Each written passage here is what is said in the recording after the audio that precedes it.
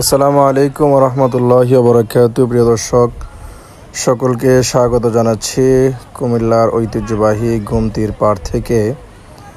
আমি আপনাদেরকে এখন এই গোমতীর পাড়ের অবস্থাটা একটু দেখাচ্ছি। দেখেন, এই উৎসব জনতার ভিড়, নদীর পানি কিছুটা কমেছে, কিন্তু এখনও বিপদসীমার উপর দিয়ে অতিক্রম করছে। এখনও সংখ্যামুক্ত নয়। দেখেন চতুর্পাশের পরিস্থিতি আমি একটু জুম করে দেখাচ্ছি।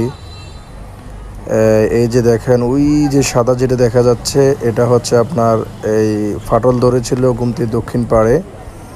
তো আমরা এখন যে স্থানটাতে দাঁড়িয়ে আছি সেটা হচ্ছে এখানে এই গোমতীর উত্তর পাশের যে শহরের দিকের যে বাঁধটা, এই বাঁধের মধ্যে ফাটল ধরেছিল খুব বেশি। তো এটা হচ্ছে অরণ্যপুর যে সাইডটা, এই সাইটের মধ্যে। তো এখানে আসলে অনেকেই চেষ্টা করেছে, গ্রামবাসী, স্বেচ্ছাসেবক সকলে মিলে এটা বাঁধের কাজ করেছে এবং সেনাবাহিনীও কাজ করেছে, বিভিন্ন প্রশাসন, বিভিন্ন স্বেচ্ছাসেবী সংগঠনের পক্ষ থেকে সকলকে ধন্যবাদ জানাচ্ছি।